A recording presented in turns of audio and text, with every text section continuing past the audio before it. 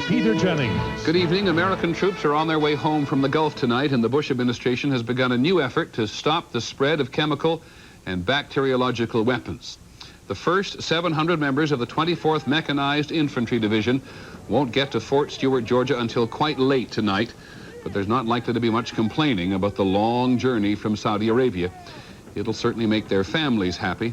Only 530. This mess over with, we go home to our loved ones. So all the wives that are listening right now, hey, we're coming back. But not everyone is coming out. Bringing home the hundreds of thousands of U.S. troops could take a year. These men are part of the 15,000 returning to the States in the next week. Many saw combat for the first time, an experience that left its mark. I usually watch war movies, you know, and then you go along and see the dead people. It's nothing like you see on a movie. But the guys that were killed, that's sad. It's a part of war, but it's the worst part. Thousands more troops and equipment are flowing out of Kuwait into Saudi Arabia. Units from the Army, Marine Corps, Air Force, and Navy, all converging on Dhahran to be processed back to the States. Hundreds of troops moved through a customs check tonight. There was a sense of urgency, as many seemed to fear someone would put a stop to this and send them back to the desert. I really gotta go. I gotta get home. Many of these soldiers fought a painless war, never even firing their weapons. And surprisingly, as they prepare to leave, some think about their defeated enemy, the Iraqi foot soldier. I felt very sorry for the Iraqi soldiers. They bowed their heads when they saw us. It's just sad that they had to go through that because of trucks. They were chanting USA, USA. Water was restored to parts of Kuwait City today. Some electricity may be back tomorrow. Needed relief in a city where some of the less well-off have trouble getting by. ABC's Jim Wooten is there. These are the faces of a hungry city. The faces that welcomed a few Marines today who brought them some food and water. A small moment of kindness in a long season of war.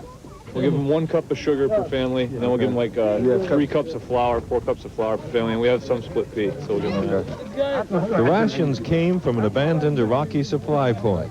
Vegetable butter and rice from Baghdad, and red lentils and coffee. How's everybody doing today? Good?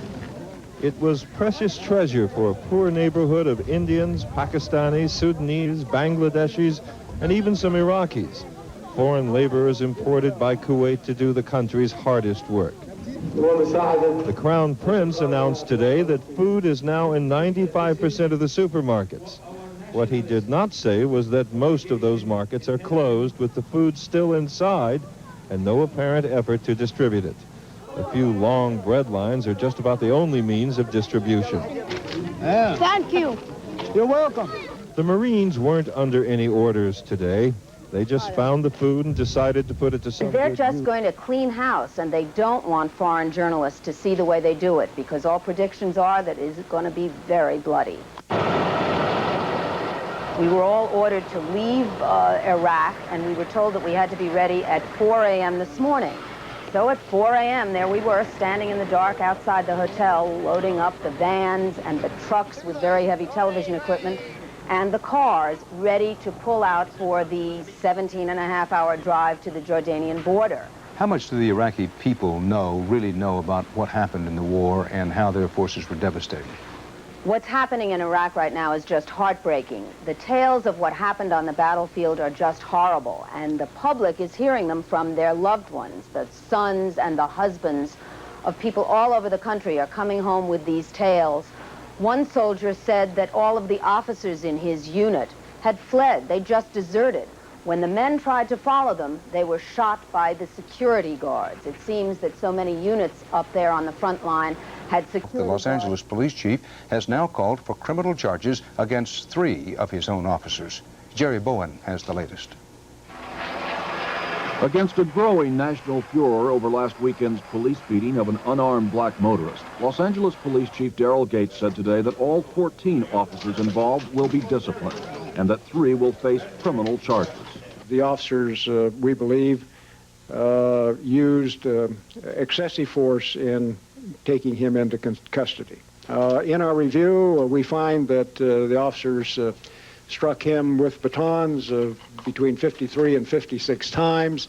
my ankle. Prior to his release from jail last night, 25-year-old Rodney King showed his injuries to reporters. The bruises, broken leg, and the scars from the stun gun which jolted him with 50,000-volt shocks. Like I said, after the first 3 good licks with one, one with the shocker, and the next with the billy club across the face. I was scared. I was scared for my life. King claims, and several witnesses support him, that he never resisted. I kneeled to my knees and spread my hands out and hit the ground as slow as I could, because I didn't want to make any, stupid moves, because I'm already wondering, why are these guys, why are they drawing down on me? Police brutality. Hold on, sir. Since the graphic home video of the beating gained national attention, Los Angeles City Hall and the police department have been under siege. Thousands of telephone calls a day. Some just said they don't believe it.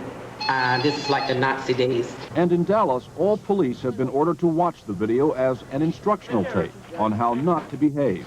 An order from the new chief of police, who just 2 weeks ago was a member of the Los Angeles force. The tape speaks for itself. I mean, that is just outrageous behavior. It's gross misconduct by the police officers, probably criminal misconduct. In Los Angeles today, religious and civil rights leaders said the beating was nothing less than a Klan-like attack, part of a pattern of brutality.